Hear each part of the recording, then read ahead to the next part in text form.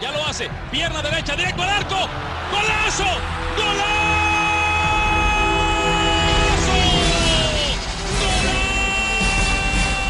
The world of football with a soccer perspective. This is Soccer Today with Duane, Rollins and Kevin Laramee. Live on the Sports Podcasting Network. And good day, good night. Welcome to Soccer Today. It's almost here. It's tomorrow. MLS Cup, December 9th tomorrow in Toronto, BMO Field. Toronto FC versus Seattle Sounders. For all the marbles, for the trophy, for some silverware, for glory. One game to glory.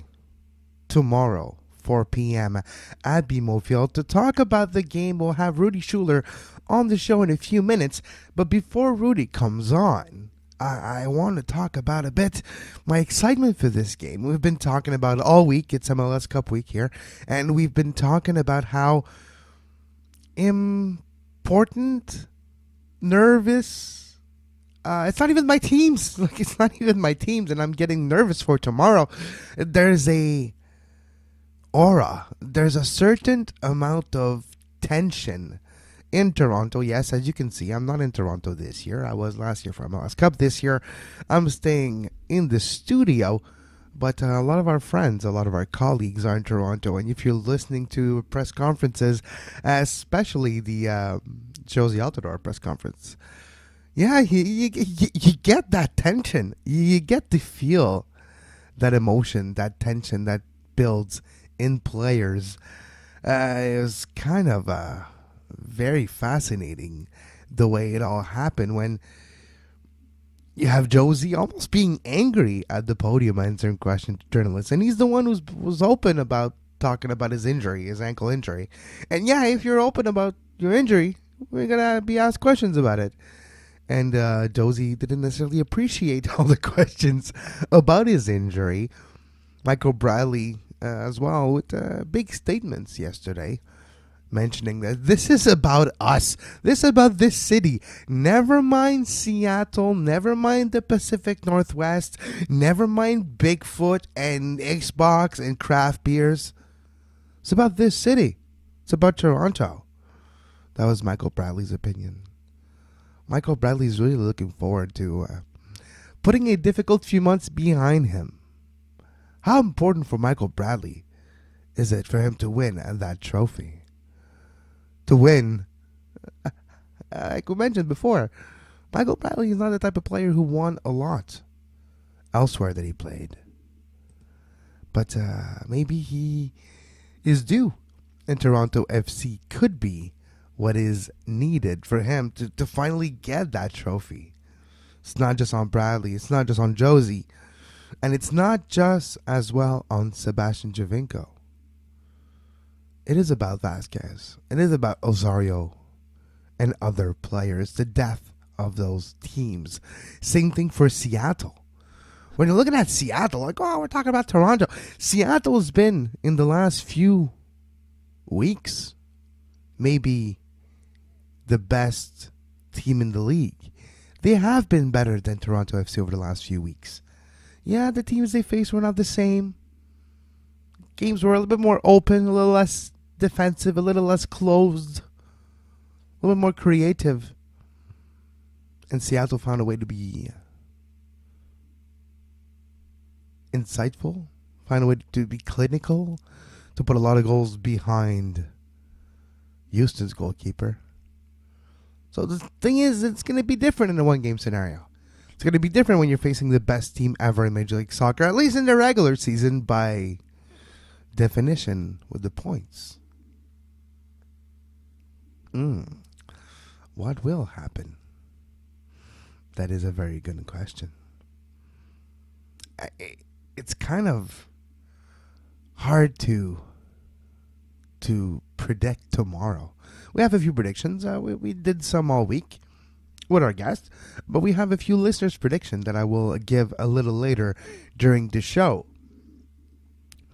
I'm interested to see too if it's going to live up to the hype. If this MLS Cup game between Toronto FC and Seattle will be better than last year's. It's kind of hard not to. Remember last year, I was going into MLS Cup final, the game in Toronto, after witnessing maybe the best 2 games of soccer I've ever witnessed in my life. The Eastern Conference Final in 2016, the Montreal Impact versus Toronto FC. Both games were insane, bat bleep crazy, you know? And then the final, and the lack of goals and the lack of excitement during that game, and just the emotion in the stands last year, anyways, was more of a nervousness, anxiety, worry, not be able to settle on your chair and moving, tossing around. It was quite fascinating. So now we'll get Rudi on the show right now to talk about MLS Cup and everything going on in Toronto. It is a fascinating time, even for Toronto. It feels weird because it does feel like it's last year's repeating. Rudi Schuller from the Sporting News joining us right now. Rudi, good morning. How's it going? I'm doing pretty good. I've been talking to myself for a while, but good to hear your voice. You know, I was looking at my Facebook memories, Rudi, and kind of weird. I feel like it's deja vu. I feel like what I experienced last year, it's kind of true. And, well, they could have changed the car. They could have taken another car. Like, it's the same damn car as last year in the Intercontinental Hotel. That's right. I was wondering that if they just brought the same car, didn't bother changing the paint job. It's a nice car. But, yeah, they could have at least put a different stripe on it or something. I don't know. Yeah, something to make it look different than last year. I can't wait to see the game scarves to see if the same one as this year. They just buffed off the 10 and like slapped a 9 on it or something. That'll be interesting. But Rudi, over the last few days, we had a lot of press conferences. We had a lot of players and coaches talking about how they see this game. What was impressive to me yesterday is Jozy Altidore and the angst in him, the almost anger answering questions at the podium yesterday. It's kind of fitting that it really feels like there's a lot of tension going on right now. Yeah, you know, honestly, I think he's just tired of answering the same question about his ankle. So, you know, you've been through this MLS Cup week. Basically, the teams, obviously the home team is here the whole time, but the teams get in. Both teams are in by Wednesday, if not even Tuesday. And they're doing a lot of media, and especially a guy like Jozy Altidore, who's got a lot of, he's got a lot of pressure on him to perform based on the U.S. men's national team stuff that had happened. And, you know, he's obviously one of the leaders of the team, and he's been one of TFC's best playoff performers over the past 2 years. So when he goes down with an injury, it's a big story. But with all the added media attention and everything that's been going on this week, he's basically been answering questions about his injured ankle all week long. And I think he just wants to get on with it. I think he's probably answered every possible combination of questions about that ankle. But I think he just wants to move on. So that's kind of what I got from it. It was more of an exasperation, like, oh my God, I have to answer this again, more than a general annoyance. I think he's just ready to play. And I think all of us are ready for this game right now. Yeah. There's only so many things you could say about a game or about an injury or about, like, every journalist asking you the question thinking he's the first one to ask you, so how's your injury?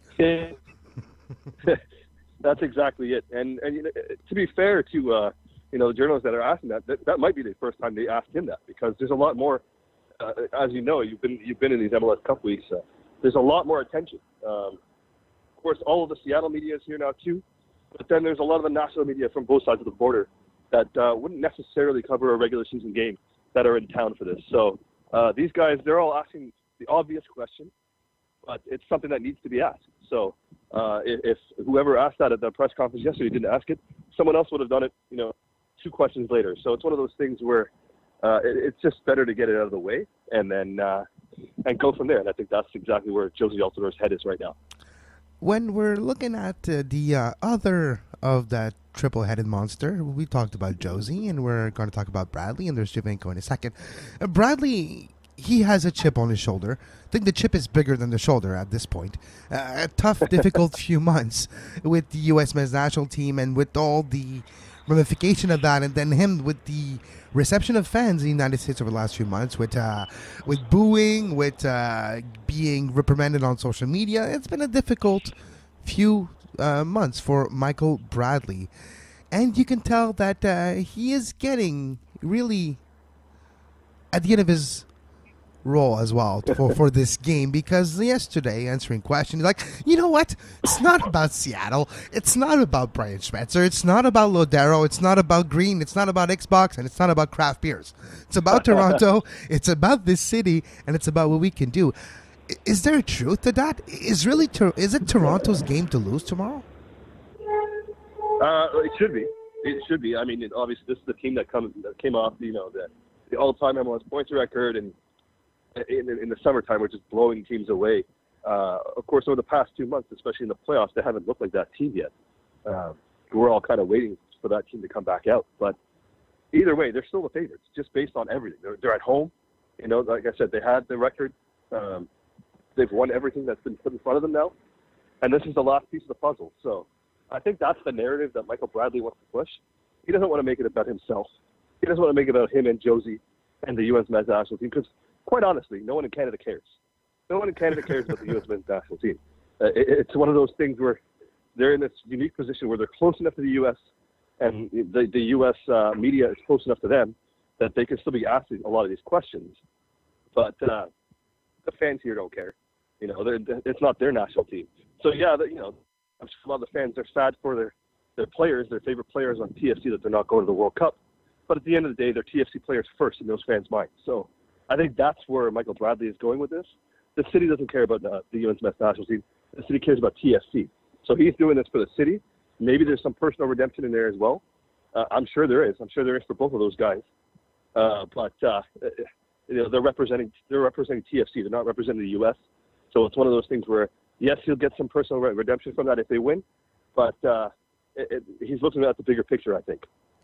You had a great article on the Sporting News dropping last night. Rudy, we've talked about this game all week long. We've talked about the combinations, the lineup, the injuries, what could possibly happen. What is there left to say? What do you see in your crystal ball when you imagine yourself tomorrow at 4 p.m.?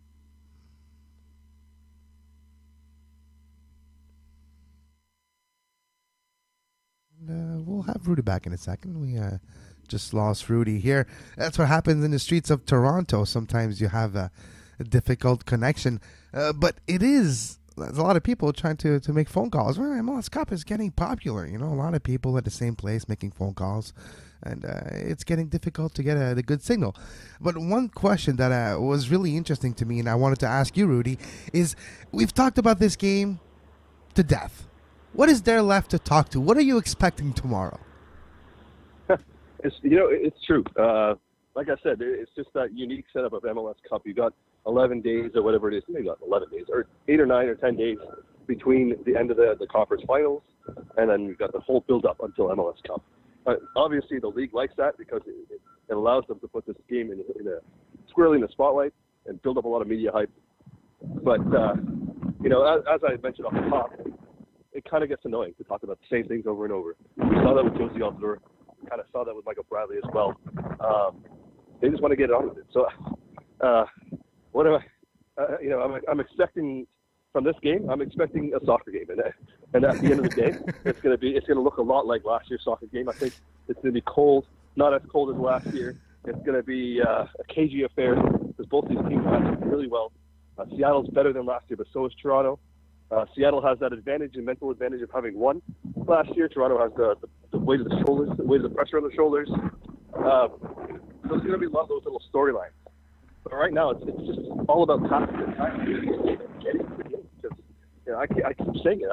I'm ready to see this game happen. There's another practice today. There's another training session today, and another media availability today. We'll get some quotes. But I think that everyone's focused on the task at hand, and that's getting kicked off. I'll get your predictions in a second, but yesterday it was announced, and look, I was good. I didn't talk about Montreal all week. I left the spotlight over Toronto's head, but the commissioner announced yesterday that Patrice Bernier will be honored before the game tomorrow, and that's kind of weird, but what is your thought on that? It's like the timing is a bit suspicious. Well, the timing is extremely weird. It doesn't make any sense. Of course, I've got a lot of respect for Patrice Bernier, both as a person and as a player. Top class professional. top class person. He never turned down an interview request. He never thought any question was too dumb to answer. He handled himself with class. Great player, but ultimately he was the face, or one of the faces, of Toronto's biggest rival. And this is one of TFC's biggest moments. I know. especially if they actually go and do it tomorrow. Even if they don't, this is still one of the biggest moments in TFC history. And you're bringing out a Montreal icon. It doesn't make any sense. Why couldn't this have waited until the Impact's home opener next year? They could have done it today. Like, they could have done it today at the lobby of their Intercontinental Hotel. Just tell the journalists, come over here. Yeah. They would have all been there. It would have been perfect. But yeah, tomorrow seems kind of weird. If you want to honor Patrice Bernier for what he's done with the Impact, then do it in Montreal. Well, it doesn't make any sense, right? It doesn't make any sense, really. But it's one of those things where I hope he doesn't get booed because they're going to say he's from the Montreal Impact. I hope a lot of people are going to respect him enough. But I wouldn't blame people if they start booing just because they hear I wouldn't be surprised. The guy who was the face of the Impact. He's at this game for some reason. Is he going to wear his jersey? Like, is he going to walk into the pitch with his Montreal jersey? What is he going to do? It kind of seems like the timing on it. The thought behind it is great, but the timing of it is just terrible. Yes, no. They were running out of time to honor him, and they had to find a spot. Like, all right, let's plug him here. Is he dying? Like, I don't understand. They could have honored him at the home opener next year in Montreal, in front of his own fans, in front of his own family, and had a proper reception for him. But it seems like a little bit of a distraction, to be honest, and kind of a needless one. Absolutely. Rudy, it's that time. It's that time where you have to commit. Rudy, tomorrow, 4 p.m., what is your MLS Cup prediction? Well, firstly, I'm not gonna squirm out of this one, but I am gonna preface it. I'm gonna say, first of all, there are gonna be goals for once between these two teams. That's a start. I do think both teams score goals. I think that neither team is going to be kept scoreless, even though Seattle has a 6-game shutout streak going now, and TFC's been okay defensively, but not at their best over the past few months. I originally, if you had asked me this 2 months ago, I'd say TFC in a walk, just because of the way they were playing, and Seattle was still kind of on the upswing, but TFC was just the king of the mountain. Now I'm not so sure, but I'm going to stick with that original thing. I think that TFC gets the redemption. It's going to be very close. It's going to be either 2-1 or 3-2 TFC. I don't know which one, so I can't commit to one of those. But it's going to be a one goal win with both for TFC with both teams scoring. That's what I'm predicting. Wow, that's a bold prediction. Rudi Schuller, thank you very much for your time today. What's ahead of you? I know you said there's a training practice. What's in front of you today until the game tomorrow? Yeah, well, I got to go do another radio show, the one that I co-host with Aaron Papernick on Sirius XM. So I'm going to be doing that now, and then I'm going to be heading over to BMO Field to cover the last training session before the game. Thank you very much, Rudy. You can read Rudy on the Sporting News and listen to Rudy every week on Sirius Canada FC on channel 167, Canada Talks. Rudy, have a great MLS Cup. Thank you. You are listening to Soccer Today. Follow us on Twitter at Soccer Today SPN and like our Facebook page, facebook.com/Sports Podcasting Network. You can find the podcast version of all the shows we do on iTunes, Apple Podcast, Google Play Store, TuneIn Radio, iHeartRadio, and anywhere you get your podcast. And we're back. Soccer Today. Kevin Laramee here. Duane is somewhere in Toronto. Just not reachable. It happens. It happens the next day of exactly. You know what happened yesterday too? Oh yeah, Cristiano Ronaldo won his 5th Ballon d'Or. Who cares? It's MLS Cup tomorrow. Oh, there was some interesting Europa League game yesterday. Arsenal giving Bate Borisov their destruction of a lifetime. That was kind of interesting to watch too. A few interesting game in Europa League. Europa League will start to be very interesting in a few weeks. Well, the next year, pretty much, actually. When the knockout stage starts, a lot of great team, actually. Atleti going down to the Europa League and a few other great results. It will be fascinating to me to follow the Europa. And of course, there's going to be the Champions League draw on Monday. We'll follow that too. But tomorrow, MLS Cup. Let's talk predictions. I've asked the listeners earlier this morning to give me a few of their predictions for tonight, and it goes a little something like this. Kyle Kepner just saying it's going to be snowing. It's going to be a snow classico in Toronto. Thank you, Kyle. Mark Regier, 2-1 Sounders. Winner comes in the 75th minute. This prediction is brought to you by 60% heart and 40% head. Hoping for an entertaining match from MLS model teams. Nick Anan, a long-time listener, a few times Twitter. Long-time Twitter too. 2-1 TFC, Nick. Thank you. Mathieu Bashi-Bouzouk. Mathieu from Montreal. Standing ovation for Bernier. I kind of hope so. I'm actually a little worried that the fact that he gets honored before MLS Cup, it's in Toronto with a lot of Toronto fans. I have a feeling that we might have a little bit of booing for Patrice Bernier. No offense. Hopefully it doesn't happen. If you're in the stands tomorrow in Toronto, don't boo Patrice. Don't boo my captain. Oh, my captain. Just clap. You don't have to yell. Just show respect. You don't have to show anything else but respect. As well, Adrian Franzak from Seattle, showing a nice little gif of last year's victory by Seattle. So pretty sure he's predicting another Seattle victory. We have as well Ryan from Ottawa. Ryan, part of the band St. Clair, that you can listen sometimes on the show. Here, 1-0 Sounders, a TFC own goal. Now, Ryan, what's interesting to me, if you say there's a TFC own goal, who scores? Come on. Take the leap of faith. Choose a name. Ashton Morgan? And Jonathan Osorio own goal. That would kind of be fitting. Maybe not. Let us know what you think about the game. At SportsPodNet, at Soccer Today SPN. We have been doing the live version of the shows on Facebook for the last few days, and we'll go back on YouTube probably Monday, just testing out, see which one the fans likes the most. If you have if you want to have your say to this, if you listen to the podcast version where it doesn't really change anything for you, if you're listening to the live version, Facebook, here's my thought, and let me know if you're wrong, if I'm wrong, and what you think. Facebook, it might be a little less stable, a little less easier to have a constant good quality stream, I agree. But it's a little easier for people to find it because they see it in their feed.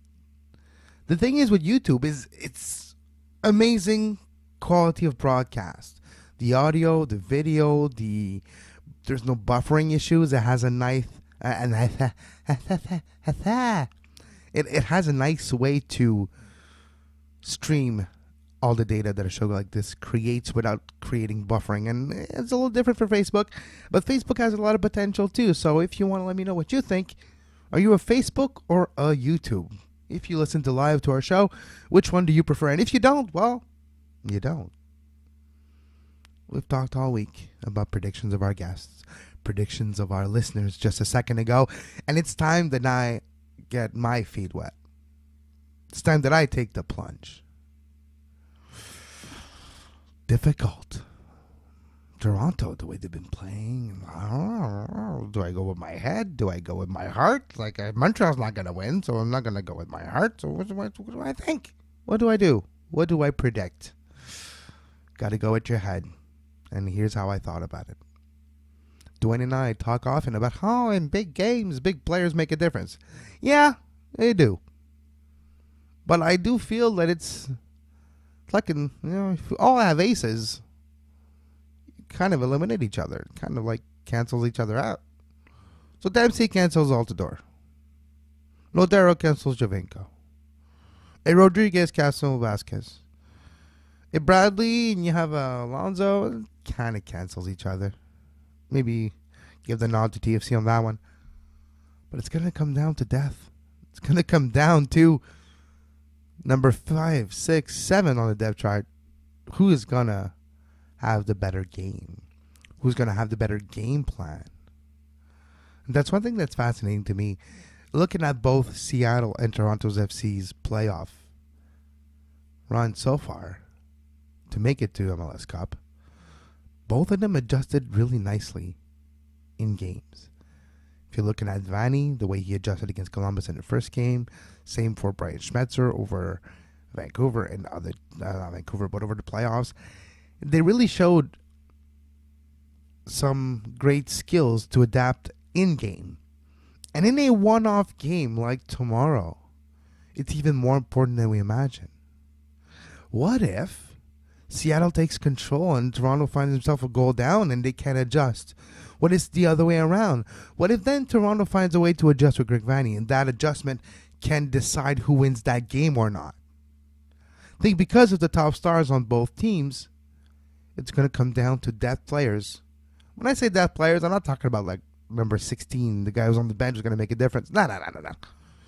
Talking about the TAM players. Talking about the GAM players. Talking about the number 4 to number 7, number 5 to number 8 spot on your depth chart. That might make a difference for this game.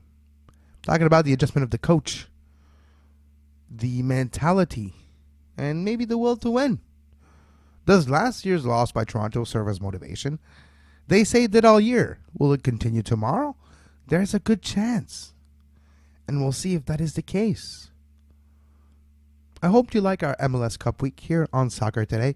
Unfortunately, this year it wasn't possible to me to be in Toronto. We'll see where MLS Cup is next year. I'm always planning at least one, if not 2 trips a year. This year was Chicago. Was at the All-Star game. We'll see where next year brings us. But we'll know what tomorrow brings us, because that is the MLS Cup final. 4 p.m. on TVA Sport, TSN, somewhere on a channel in the United States as well. I believe will be Fox, if I'm not mistaken. Fox Sports 1, probably. But, yeah, it's tomorrow. We'll probably do a special show tomorrow after the game to break down MLS Cup, to take your opinion, your thoughts, and bring it to the new MLS Cup year. You can follow me on Twitter at 24th Minute, and you can, no, that's Duane 24th Minute. I'm at Kev Laramee, and as always, enjoy MLS Cup tomorrow, and more importantly, have a great soccer. You can find the podcast version of all the shows we do on iTunes, Apple Podcast, Google Play Store, TuneIn Radio, iHeartRadio, and anywhere you get your podcast.